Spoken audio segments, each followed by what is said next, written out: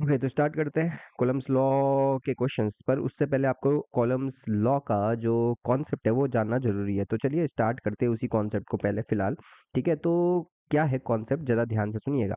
देखो, columns law बोलता है कि जो ये चार्जेस है, मतलब आपके पास वो दो चार्जेस है मान लो, ठीक है, एक पॉजिटिव चार्ज है और एक नेगेटिव चार्ज है। भाई दोनों पॉजिटिव भी हो सकते हैं, मैं बना के दिखा देता हूँ। ये +Q1, ये क्या है +Q2।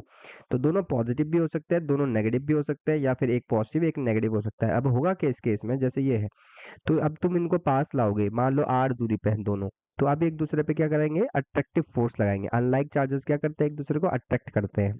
आई थिंक इतना पता है, ठीक है। तो ये जो फोर्स लग रहा है इनमें, इसको बोलते हैं इलेक्ट्रोस्टैटिक फोर्स। चार्जेस के बीच में जो फोर्स लगता है, ठीक है, उसको इलेक्ट्रोस्टैटिक फोर्स बोलते हैं। अब जैसे ये लाइक चार्जेस एक दूसरे पे क्या करेंगे, रिपल्शन करेंगे, धक्का लगाएंगे एक दूसरे पे, ठीक है।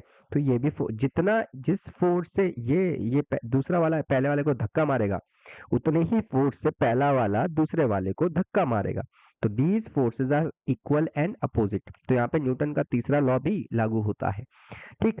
अब देखो, ये भी दूरी पे मैंने क्या लिखा हुआ, r दूरी पे है। अब बताता है कुलम्स लॉ कि ये जो फोर्स है, electrostatic force, it is directly proportional to the product of the charges and inversely proportional to the square of the distance between them. ये है कुलम्स लॉ कि ये जो फोर्स है, इन दोनों के बीच में जो फोर्स लग रहा है चार्जेस के बीच में, चाहे वो रिपल्सिव हो चाहे वो अट्रैक्टिव हो, वो जो है वो डिपेंड करता है प्रोडक्ट ऑफ द चार्जेस, ठीक है, and inversely proportional to the square of the distance between them. मतलब अगर आप दूरी बढ़ाओगे दोनों के बीच की, तो फोर्स की वैल्यू कम होती जाएगी, ठीक। अब मेन कॉन्सेप्ट आता है जब इसको हटाते हैं, इस प्रोपोर्शनलिटी साइन को जब हटाते हैं, तो एक कांस्टेंट आता है, तो उसको बोलते हैं इलेक्ट्रोस्टैटिक कांस्टेंट। के से डिनोट कर रहा हूं मैं इसको, ठीक है। तो ये आ गया Q1 Q2 upon r square. ये जो के है ना भाई, ये के डिपेंड करता है किस पे, ये डिपेंड करता है मीडियम पे। जो इन दोनों के बीच में मीडियम है ना, ये अभी फ्री स्पेस है, ये वैक्यूम है इन दोनों के बीच में अभी। लेकिन अगर ये वैक्यूम्स के या वैक्यूम या फ्री स्पेस के अलावा कुछ और हो जाए, कोई दूसरा मीडियम आ जाए, पानी आ जाए, कोई दूसरा और मीडियम आ जाए, तो भाई इस के की वैल्यू बदल जाती है। देखो मैं फ्री स्पेस के लिए तुम्हें बताता हूँ। जैसे इसकी वैल्यू कैसे लिखते हैं हम, 1/4 पाई एप्सिलॉन नॉट।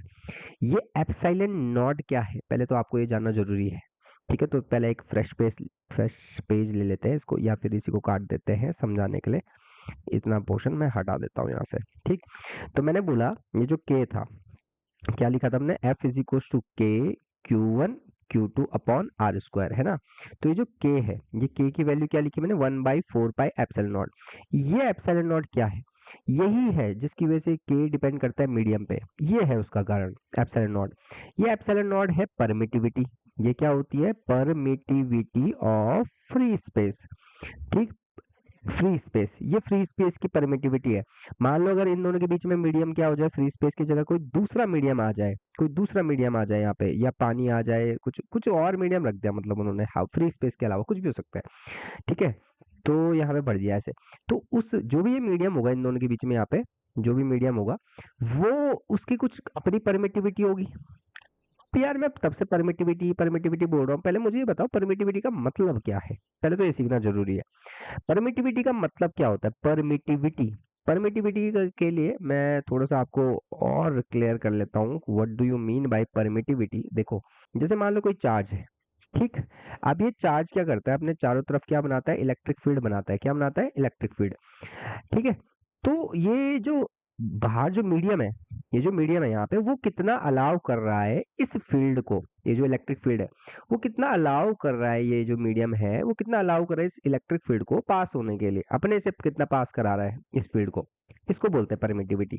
तो जैसे आप चार्जेस बना रहे हो, तो ये जब जैसे प्लस था और ये क्या था, माइनस, है ना, माइनस चार्ज और प्लस चार्ज, तो ये क्या करेगा, ये भी इलेक्ट्रिक फील्ड बनाएगा, और ये भी क्या बनाएगा, इलेक्ट्रिक फील्ड बनाएगा। ध्यान रखना, चार्जेस अपने चारों तरफ इलेक्ट्रिक फील्ड बनाते हैं। तो ये जो बीच में फ्री स्पेस है ना भाई, या कोई भी मीडियम हो, वो कितना अलाउ करेगा इस फील्ड को पास होने के लिए, कितना अलाउ करेगा यहाँ से आगे जाने के लिए, कितना पास करेगा, अपने से कितना पास होने देगा, कितना अलाउ कर पाएगा, ठीक है। इसको बोलते हैं परमिटिविटी।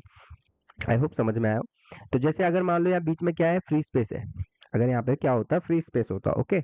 तो ये यहाँ पे अगर मान लो ये वाले पोर्शन में अगर फ्री स्पेस होता, तो मैं इसको लिखता, इसकी परमिटिविटी को लिखता एप्सिलॉन नॉट। अगर कोई दूसरा मीडियम आ जाएगा, हर मीडियम की अपनी अपनी परमिटिविटी होती है, ठीक है, तो कोई दूसरा मीडियम आ गया मान लो इसके बीच में, तो जैसे मान लो तुमने कोई दूसरा मीडियम रख दिया, तो उसकी परमिटिविटी एप्सिलॉन एम है। ठीक है, तो बस के देखो कैसे लिखते हैं, K is equal to 1/4 pi epsilon. अब ये एप्सिलॉन या एप्सिलॉन नॉट कब लिखूंगा, जब फ्री स्पेस होगा उन दोनों के बीच में। एप्सिलॉन एम कब लिखूंगा, जब इन दोनों के बीच में क्या होगा, कोई दूसरा मीडियम होगा फ्री स्पेस के अलावा। ठीक है, आई होप समझ में आई हो ये बात। तो देखो के इज इक्वल टू होता है 1 बाई, अगर मान लो फ्री स्पेस है तो मैं क्या लिखूंगा, एप्सिलॉन नॉट। तो ये जो वैल्यू होती है जब तुम इसको सॉल्व करोगे, इसकी जो वैल्यू आती है वो आती है 9 × 10⁹, ये ध्यान रखना। ठीक है, तो ये इसकी वैल्यू है, K is equal to 9 × 10⁹। I hope ये समझ में आ रहा हो। अब आप समझ चुके हैं एफ इज इक्वल टू क्या होता है, इलेक्ट्रोस्टैटिक फोर्स कैसे निकालेंगे हम, के Q1 Q2 upon r square, या फिर इसको आप ऐसे भी लिख सकते हो 1/4 पाई। अब मान लो अगर फ्री स्पेस होता दोनों चार्जेस के बीच में, तो क्या लिखता, epsilon naught Q1 Q2 upon r square. और अगर फ्री स्पेस ना होता तो इसकी वैल्यू क्या, इसको इसको चेंज करना पड़ता मुझे, तब एप्सिलॉन एम हो जाता। ध्यान रखना, तब उस टाइम पे जो ये वैल्यू है ना 1/4 पाई एप्सिलॉन नॉट की जो वैल्यू है, ये 9 × 10⁹, वो चेंज हो जाएगी, वहां पे एप्सिलॉन एम नहीं होगा, एप्सिलॉन एम आ जाएगा क्योंकि। ठीक है, तो इसलिए के की वैल्यू चेंज हो जाएगी उस टाइम पे। आई होप ये समझ में आया हो।